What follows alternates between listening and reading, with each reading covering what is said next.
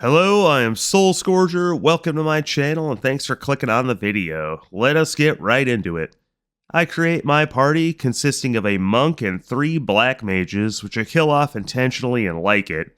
Then I stroll my merry way over to the king, who's really sad because his daughter ran away with his finest knight. He enlists I and my 3 dead friends to White Knight for him. So I gear up, or gear down, since I'm a monk and I will be using my bare fists as weapons and wearing no armor until much later on in the run.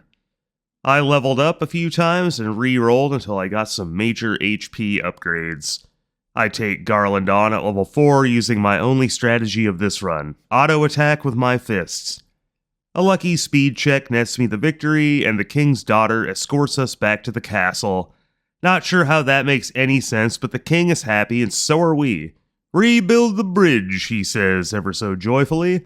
Then this old bag hands over her loot, which so happens to be a long-time family heirloom, passed down from princess to princess for generations. I am flattered beyond belief, and I do agree these Fabio-style locks and this edgy headband really are working out. A quick pit stop to Matoya, even though it isn't all that necessary, and then eastbound to Provoca to face off against the pirate horde. They kill me at first, and I have to admit failure and level up a few more times, making sure to get some more large HP bonuses. When I return, I peel off the first layer of this pirate onion, then take a round to use a high potion. At this point, the crowd is thinned out enough for me to withstand their blows. I auto-attack the rest down and claim the ship. Now that I have access to the sea, I farm enough money for items, then make my way to the marsh cave to put my fists to work. There's going to be a lot of fisting in this one, boy, let me tell ya. And don't worry, boys, we're not in mixed company. I can see the analytics and we're safe here. Loosen that belt a notch, untuck that shirt, crack a couple dudes, because we're having a boys' night. I punch my way down to the Pisco Demon fight, and at level 15 they send me packing. So I go back to the world map to grind on some less threatening enemies. I return at level 18 with 395 HP, a stack of potions, and score a preemptive attack on them, which gives me the edge to fist them into oblivion. The next step of this adventure will be giving the crown to the imposter, which proves to be Astos. For this fight, I basically have to reload until I get a fight where I'm not slowed and blinded instantly. I get a decent run and barely solid snake out the victory. I get the Crystal Eye, which I return to Matoya for the Jolt Tonic, which I then use to wake the sleeping prince who gives me the Mystic Key. I loot some of the chests and get the Nitro Powder, which I take to Mount Duergar, and this pyromaniac blows open a canal, which allows me to sail to Melmond. In here I pick up a silver armlet, and that's about it for now, since the monk doesn't equip anything. Also, there's no item shop here, so make sure you stock up on items beforehand, because I didn't. The Earth Cave is next, and it isn't too bad. I can 2-shot the fire elementals that guard the chests, but the large battles are very long-winded at times.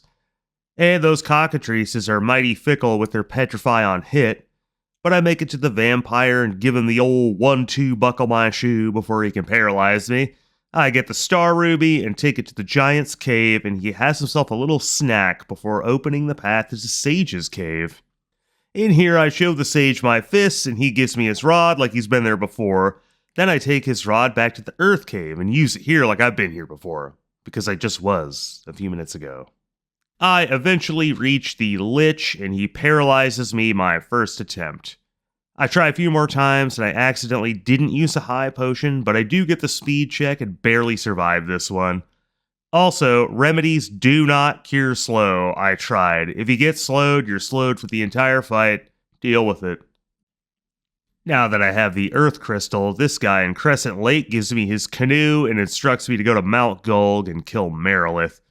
But I sidestep and he sees nothing but a blur of blue spandex and hair gel, and I sail to the Citadel of Trials.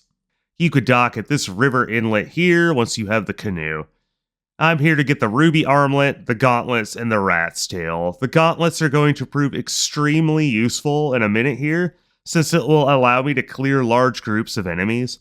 It isn't the strongest, but can usually kill in 2 turns.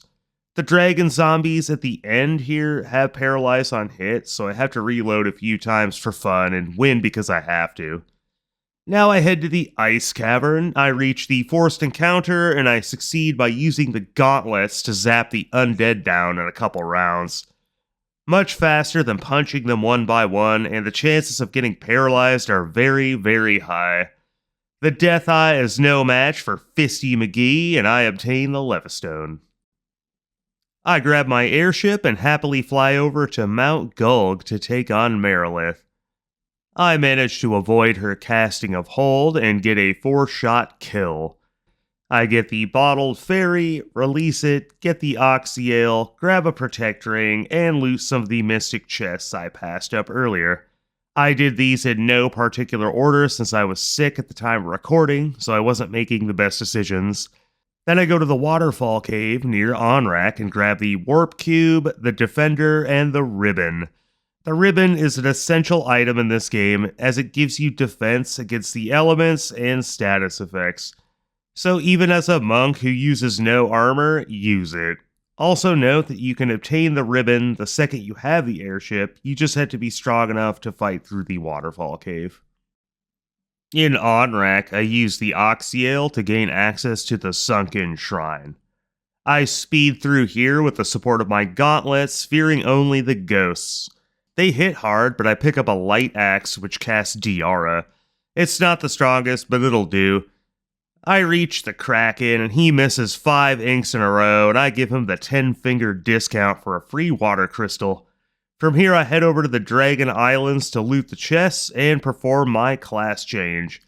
If you're wondering why I haven't done that already, it's because monks gain magic defense at a higher rate than masters.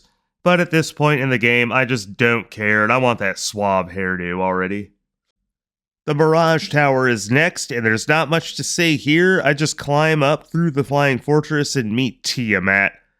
And for Tiamat, I just employ my strategy of punching her 4 times in the face and taking her crystal. It actually worked out pretty well. I should do that more often. The last stop is the Chaos Shrine. Deeper in, I fight the 4 fiends again, and the Lich goes down with just 4 hits with no buffing or anything. Merilith takes 2 hits before she withers into dust. The Kraken does basically nothing and dies in 3 hits. And Tiamat once again takes 5 hits before laying down to take a nap. This leaves nothing in between Chaos and I, so I bridge that gap, and he decimates me. And he decimates me again. He makes jerky out of my flesh and grinds my bones down to glue. It's impossible to survive long enough to slam enough protect drinks without being slowed. So I go farm a couple X potions to aid in the healing process, and I hit level 99 along the way. I make my way back and attempt the brute force strategy. I just attacked him and used elixirs and X potions every couple turns. I get the last second speed check and win despite being slowed the entire time. And that concludes this run, and I'll say this solo run was pretty one-dimensional. The monk uses no weapons and only a few select pieces of armor. Mostly the strategy is punch it until it dies while not dying. The gauntlets gave me a nice edge in certain situations, and of course the ribbon and protect drinks gave me the defensive properties I needed to barely squeak by. Thanks for coming with me on the solo monk adventure, and I will see you all in the next video. Love you.